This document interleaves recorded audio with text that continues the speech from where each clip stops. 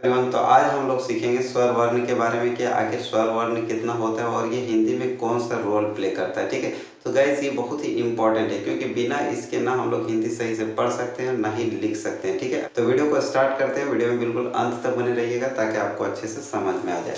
तो देखिए, स्वर वर्ण ये बहुत ही इंपॉर्टेंट है क्योंकि बगैर इसके हम लोग हिंदी बोलने के बारे में, हिंदी पढ़ने के बारे में और लिखने के बारे में सोच भी नहीं सकते हैं। ठीक है, एक स्वर वर्ण और व्यंजन वर्ण ये दोनों क्या है, एक पिलर है। ठीक है, अगर हम लोगों को ये सही से नहीं आता है तो हिंदी जिंदगी में कभी भी नहीं पढ़ सकते हैं। ठीक है, तो देखिए सबसे पहला ये आपका क्या दिया है, अ से क्या होता है, अनार। ठीक है, इसका कोई भी अपना मात्रा नहीं होता है। ठीक है, दूसरा क्या है, आ, इसको हम लोग क्या पढ़ते हैं, आ से क्या होता है, आम। ठीक है, इसका मात्रा कैसे होता है, तो ये है लकीर है, एक लाइन दिया रहेगा, उसके राइट साइड कोई भी अक्षर लिखा है, अगर उसके राइट साइड में अगर ये मात्रा लगा रहे तो ये आपका क्या, आ का मात्रा होता है। ठीक है, उसी तरह नेक्स्ट है ये छोटी ई, इसको क्या बोलते हैं, छोटी ई या तो फिर हर्षई। ठीक है, तो हर्षई से इमली या तो छोटी ई बोलेंगे तो छोटी ई से इमली। ठीक है, तो ये क्या है, इसका मात्रा है, छोटी ई का मात्रा इस तरह होता है। ठीक है, या तो इसको आप हर्षई का मात्रा भी बोल सकते हैं। ठीक, और उसके बाद क्या आता है, दीर्घई। तो दीर्घई इस तरह होता है, ये आपका क्या है, दीर्घई की मात्रा है। इसको हम लोग और क्या बोलते हैं, बड़ी ई। ठीक है,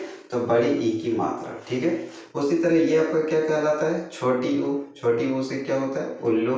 ठीक है, इसको हम लोग हर्षाऊ भी बोलते हैं। तो इसका कौन सा मात्रा हो जाएगा, छोटी ऊ की मात्रा या तो फिर हर्षाऊ की मात्रा। ठीक है, इसको हम लोग और क्या बोलते हैं, तो लघु ऊ की नाम से भी जानते हैं। तो ये क्या है, लघु ऊ की मात्रा। ठीक है, नेक्स्ट देखिए, ये आपका क्या कहलाता है, बड़ी ऊ या तो दीर्घ ऊ।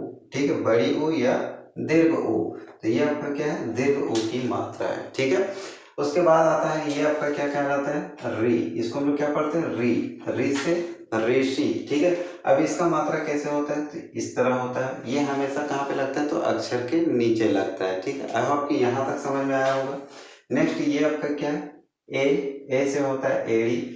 ये आपका क्या है, ए की मात्रा, यानी कि लकीर के ऊपर में इस तरह करके दिया है तो वो आपका क्या होगा, ए की मात्रा। ठीक है, नेक्स्ट ये आपका क्या है, आई। ठीक है, दोनों में डिफरेंस है। इसको हम लोग पढ़ते हैं ए और इसको क्या पढ़ते हैं, आई। तो आई से क्या होता है, आईना। इसका मात्रा कैसे होता है, लाइन के ऊपर अगर दो बार इस तरह दिया है तो ये आपका क्या होगा, आई की मात्रा। ठीक है, उसी तरह ये आपका क्या है, ओ से ओखली। ये आपका क्या है, ओ की मात्रा। ये हमेशा कहाँ लगता है, तो अक्षर के राइट साइड यानी कि दाहिनी ओर लगता है। ठीक है, अब ये क्या है, आओ। अब दोनों में फिर डिफरेंस है। इसको हम लोग क्या पढ़ते हैं, ओ, और इसको क्या पढ़ते हैं, आओ। आओ की मात्रा, आओ से हम लोग क्या होता है, औरत, और आओ की मात्रा क्या होता है, इस तरह से होता है। कैसे होता है, तो इस तरह से आओ की मात्रा होता है। ठीक है, इसको हम लोग पढ़ते हैं अन से अंगूर। लेकिन ये कौन सा मात्रा है, अनुस्वर का मात्रा। कौन सा मात्रा है, अनुस्वर का मात्रा। ठीक है, तो अनुस्वर का मात्रा हमेशा कहाँ लगता है, तो अक्षर के ऊपर में। अगर एक बिंदु दिया है तो वो आपका क्या होगा, अनुस्वर का मात्रा। ठीक है, उसी तरह ये आपका क्या है, अह से खाली, यानी कि कुछ भी नहीं, अह से कुछ भी नहीं होता है। अब इसको कौन सा मात्रा बोलते हैं, तो विसर्ग की मात्रा। कौन सा, विसर्ग की मात्रा। ठीक है, आई होप कि यहाँ तक समझ में आ गया होगा कि अ से आ तक पहचानते कैसे।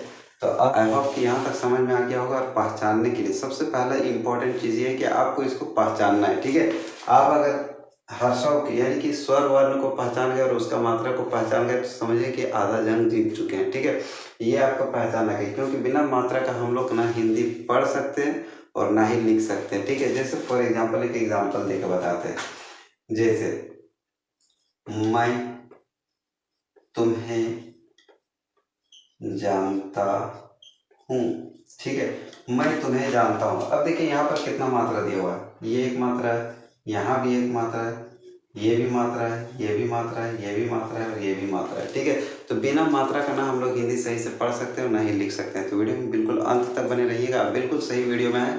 ये वीडियो सिर्फ आप ही के लिए हो। अगर आपके घर में बच्चे हो तो आप बिल्कुल उसको सही सही पढ़ा सकते हैं। अगर आप पढ़े नहीं हो कोई टेंशन नहीं, फिर भी आप पढ़ा सकते हो। घर बैठे पढ़ने का ये एक आसान तरीका है। ठीक है, तो वीडियो को आपको रोज़ देखना है, रोज़ भी एक वीडियो आएगा। ठीक है, आप उस वीडियो को देखिए ताकि आपको अच्छे से पढ़ना और लिखना दोनों आ जाए और आप अपने बच्चों को पढ़ा सको। ठीक है, तो मिलते हैं नेक्स्ट वीडियो में, तब तक के लिए बाय बाय, जय हिंद, थैंक यू।